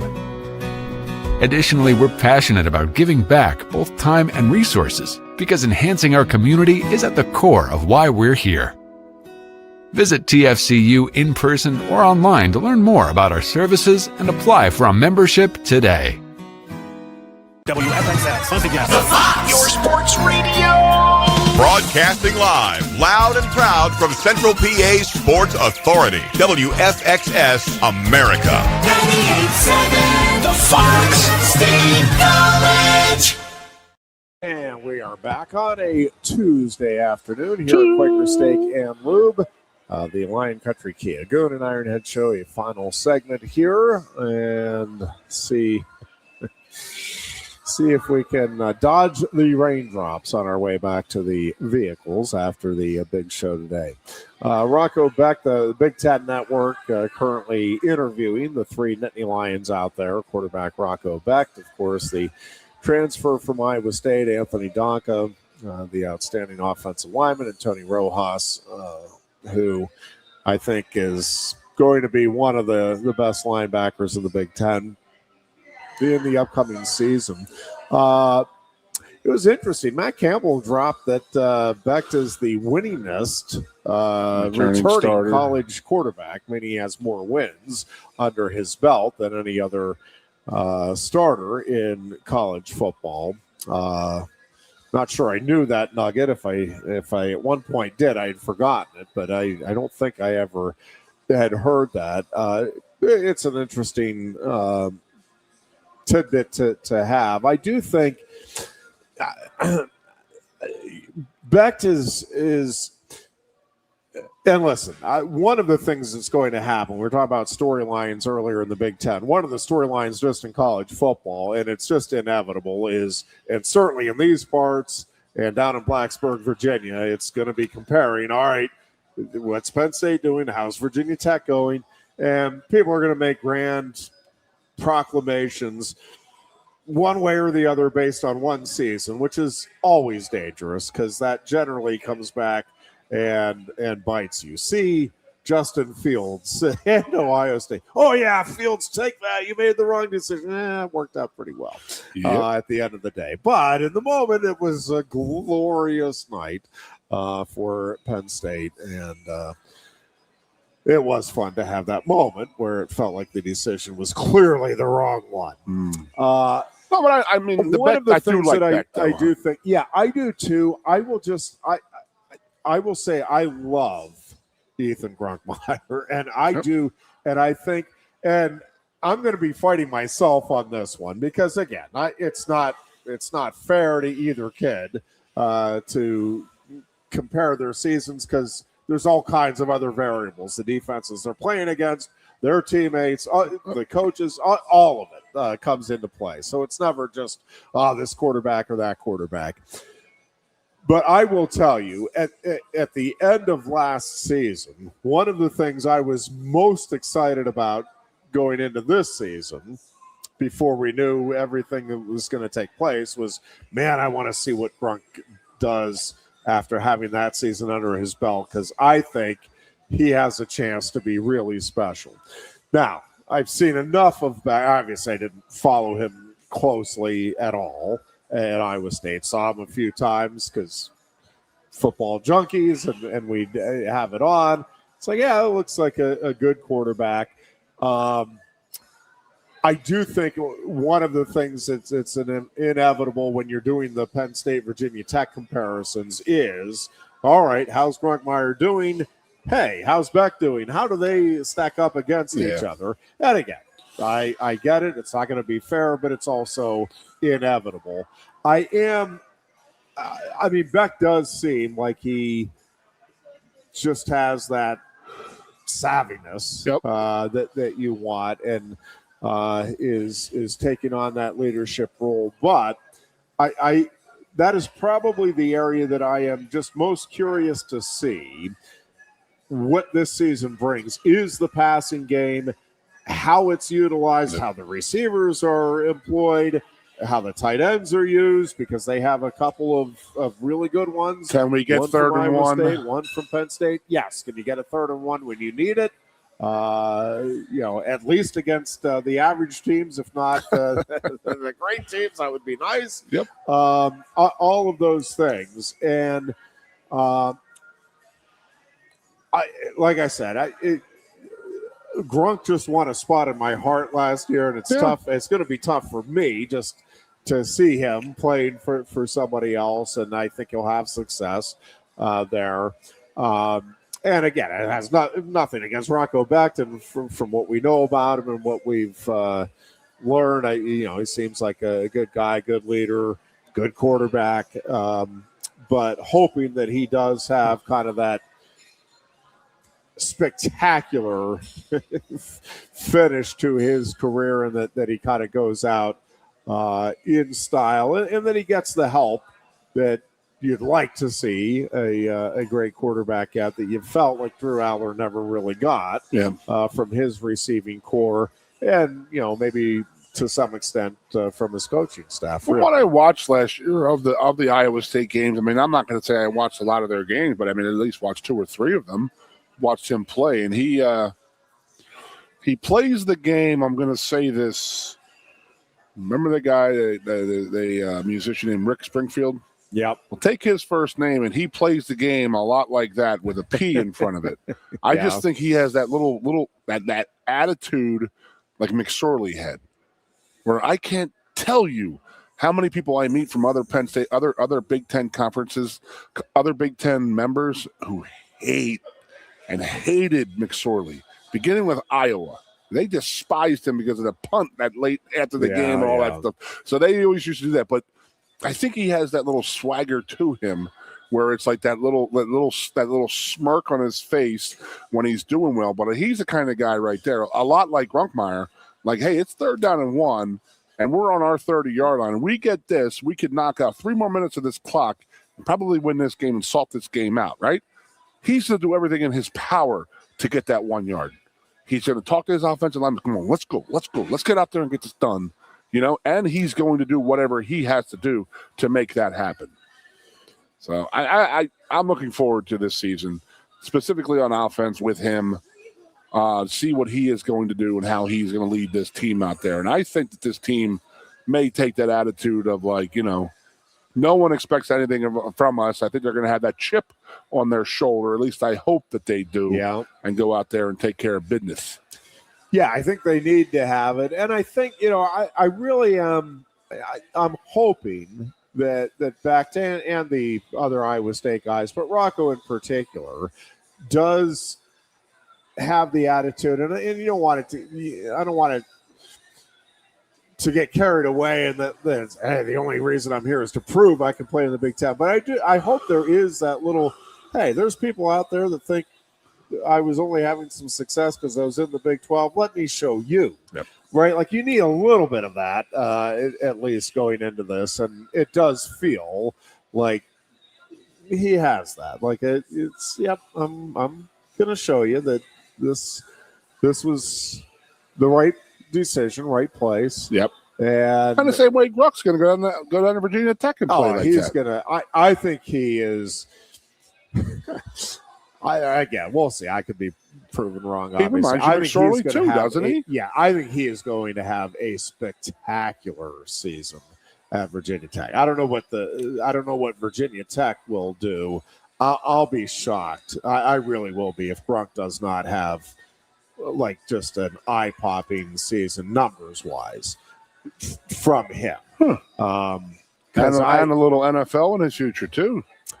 I think I think his game will translate well to the NFL. And, I'm never wrong. I always, Ryan Leaf, I told you he'd be better than Peyton Manning. What? Were you on record as going on? You were on. Oh, yeah. You liked Ryan Leaf better? Oh. I mean, I know did you say you were married for 9 years? No, I'm married for 7. How long were we doing a show, Ironhead? Jeez. I keep on thinking it's like 4 years. We're at like 9 years, I think. Yeah, right? It might be. Yeah, we were doing the show before you got married. Holy crap! Yeah. Interesting, man. Now, but it is. There's going to be eyes on Virginia Tech. Don't kid ourselves. I mean, I'm going to watch Virginia Tech to see what they're doing down there. And listen, I think we've talked about this. I really am. I'm hoping James. I don't want to see him win a national title. Correct. But I really do. I hope he has success there, and I still think there are a lot of Penn State fans that are. I don't think it's a majority, but I think there is a vocal, significant segment of the Penn State fandom that does not give either Bill O'Brien or James Franklin enough credit for what they did. O'Brien holding this thing together is. And I'm just telling you that the thing that I think is really underappreciated about him is when he took the job, he was told that there would not be any sanctions. And he was, and it was because they firmly believed that was going to be the case. But, he took the job with that assurance. And then not only are there sanctions, but, it's ridiculous. Paralyzing. The hammer's laid down. And instead of saying, hey, you guys told I'm out of here. Did you ever think about that? He could have easily gotten out of that contract. Yes.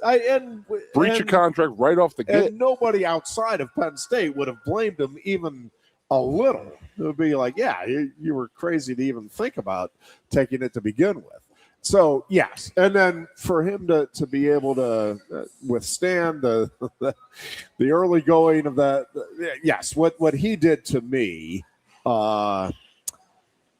should be, truly appreciated and up there with some of the great things that have happened here at Penn State. And then, listen, James Franklin took this program to another level and kept it there. To where they were knocking on the door, and I get it. And I'm with you. You want to win titles. You want to be beating Ohio State and Michigan. Nobody was beating Ohio State, and the consistency that he had here at Penn State. And again, I'm hoping all of the best for Matt Campbell, and I'm believing right now that he can do some great things. I still think the greater likelihood is 5 years from now, we're going to be sitting here saying, man, yep, Campbell's doing a good job, but boy, Franklin really had, Penn State was cooking under him. Again, the numbers are just, they're hard to match what James Franklin did here. And again, we'll see. I think Matt Campbell is laying a great foundation and may be able to do it. But I also, I keep coming back to Ryan Day and Ohio State are just the gold standard in the Big Ten, year in and year out. Signetti may replace them as the gold standard. He may be the Kirby Smart and Georgia to Nick Saban's Alabama dynasty. We'll see how that plays out. But Michigan obviously is a blue blood and I think has a great coach now. And then Dan Lanning is, the next guy that, hey, knocking on the door. Is he going to be able to bust through? And how long until Oregon fans say, hey, it's great, but we kind of have our James Franklin here where is this good enough? We think we can get to the next level. I don't think they're worried about that quite yet, but another couple of years of knocking on the door and not crashing through, that might start to build there. But then you look, I think Washington, USC again. I think this one is a pivotal year there. But obviously, historically great program. I think Chesney and UCLA is becoming, to me, a really interesting story to follow and see what they can do. And then, again, we've been talking Wisconsin and Minnesota and Iowa, and at least one of those programs, Michigan State now with Fitzgerald. Can they get back into the mix of being the upper echelon? So I guess my point is Matt Campbell could do a good job and do everything right, quote unquote, right, and Penn State be fourth or fifth in the Big Ten, and people will crucify people being Penn State fans because, hey, not only are we not where James Franklin was, now it feels like we're a step back. I'm saying it is hard to make your headway in college football these days, and especially in a conference like the Big Ten or the SEC. I think the Franklin thing was more about a personality in the end. It really last year it turned a lot of people off, and that's when they were like, okay, well then let's get rid of them, and they weren't like shocked. It was like one of those like, well, we're moving on. Let's go. We'll move on. But you're right. It is going to be tough to match a 9.5, 10-game win season on average is what James had. We can remember where James came from. I mean, he got here in 2014, and that was in the midst, like you just said. I mean, James is never going to get enough credit. Where I think James wanted his credit for it right now, where it's like, I think it's going to come. Like, I think people are going to realize, like, people are starting to come around to Bill O'Brien saying how much he meant to this program and what he did for this program, keeping it afloat long enough for James to get here, rebuild it, and, make it into a national power. And hell, we were a quarter away from playing for a national title 18 months ago. So that's where we're at. But I just think that, with Matt, his personality will win over a lot more people because he's a little more easy to talk to, a little more easy on the ears, I think. But you never know how people are going to act if you're 7-6 now, or you go 8-4 this year. That's an okay season, but that'll get you to the next year. But you ain't staying here winning 8-4. And listen, he can have just a quarter of the success that the fellow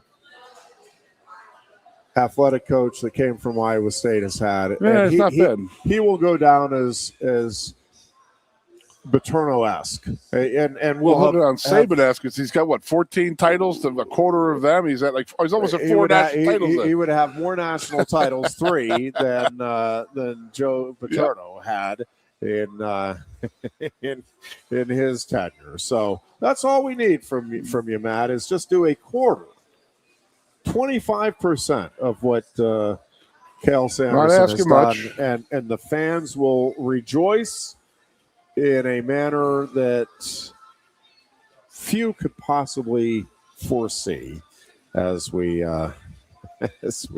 start right now. I will say the one thing with Bill O'Brien, so just going back real quick on James Franklin, the thing that and again, I did like Franklin, and I do think Franklin did wonders for Penn State. And I think the consistency until the 3-game stretch last year with which he had Penn State playing was very special and again, underappreciated. But the one thing with Franklin, and to me, and I think both Bill O'Brien and Matt Campbell are like, you just feel like they are genuine people and that you're getting real responses. And I'm not saying you always are. They're both, I think, good at coach speak, as Joe Paterno was, and James Franklin is as well. But with Franklin, to me, it always felt like he was saying what he felt he had to say rather than what was really in his heart. And I'm not even saying that's a fair criticism by me. It's just I didn't feel like you were getting to know the real him. When we're talking to Matt Campbell, I think that's who he is. I mean, I think he is a coach. And so when you say coach speak, but I think he's grown up around it. I think that's what he expects. I mean, that's what Joe Paterno gave you. That, again, most coaches give you coach speak. It's just, it feels genuine with him. It feels like there is a real connection.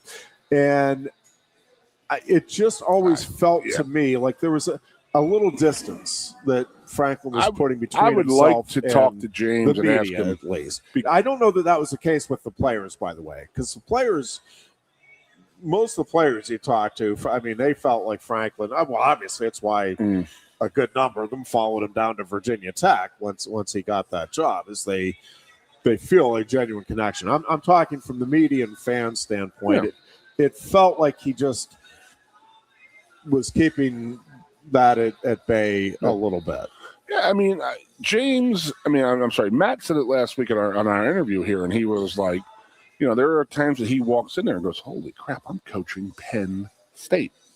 I am the Penn State University head football coach." Like, it meant a lot more. It meant something to James because he was a Pennsylvania guy. But I mean, where Matt grew up was just as close to Pennsylvania, probably closer to State College than where James was from. But I think it wonder meant a lot when to James too. It did. Oh no, it did. When he sat there and said that he used to come to work and say, like I remember him telling me he sat in the car with Sean Spencer and says, "Bro, we are coaching Penn State right now." Yeah, and I want to know when that ended for James.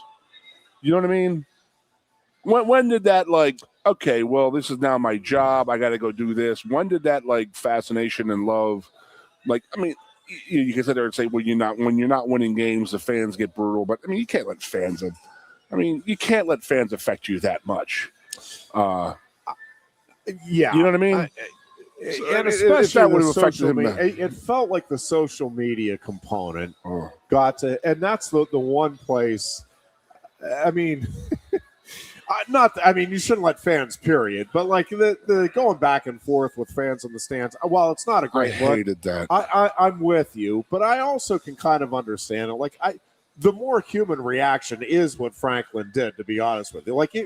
I mean, if you or I are walking down the street and somebody your initial reaction is, all right, I'm going to go back at this guy. I'm not saying it's the right thing to do. We could talk about Thursday. The natural reaction is to do that. I think that, yes. I mean, you need the control and all of that.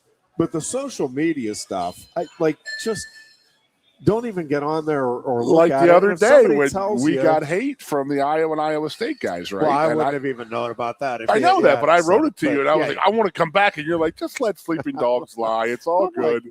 I wanted to come back and rip some heads off and get in a Twitter war, and go to the mattresses. I mean, it's just such a.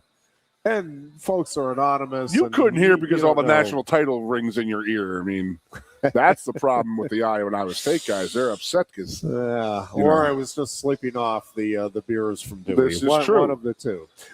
Beach beers at that. We hope you have a great couple of days. We will be back on Thursday with another edition of the Lion Country Kia Goon and Ironhead show here at Quaker Steak and Lube. Until then, be good and be safe.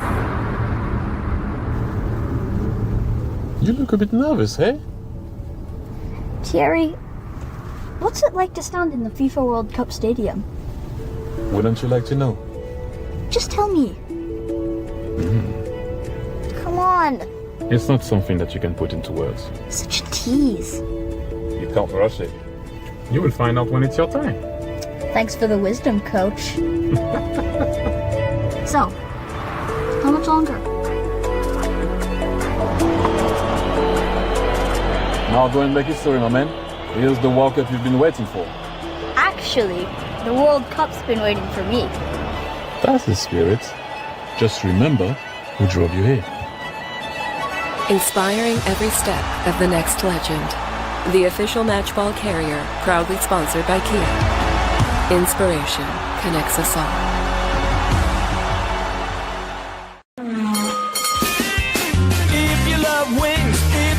Rings and all kinds of other tempting things. Great times, great food, get to Quaker Steak and Lube. Get our Best Wings USA signature sauces, mouth-watering appetizers, or any of our delicious award-winning lube favorites. Great times, great food, get to Quaker Steak and Lube. I'm the Modelo Recruiter, and I'm looking for fans with good hands and great speed. The ones who stay focused and never miss a play. They go the distance on game day, even when their team is away. I'm always watching, always looking to reward more full-time fans. Because football isn't really football without you. Lusk & Associates Sotheby's International Realty proudly presents the introduction of our new State College office at 314 South Borough Street in State College. At Sotheby's International Realty, we advertise locally, nationally, and internationally, bringing the best of advertising and promotion to each and every one of our properties, big or small. Call now. A lot has changed about State College. One thing that hasn't is W.C. Clark's Coffee Roasters on 234 East Calder Way. 30 different varieties of specialty coffee beans sourced from over 25 countries and roasted with love each morning in Happy Valley for over 45 years. They'll ship their fresh roasted coffee from their doorstep to yours. Order online at statecollegecoffee.com. That's statecollegecoffee.com. Hi, welcome to Timberland Federal Credit Union, a financial cooperative for its members, tracing all the way back to 1973. Experience Timberland Federal Credit Union, where you're greeted with a smile and financial solutions are tailored to your unique life journey.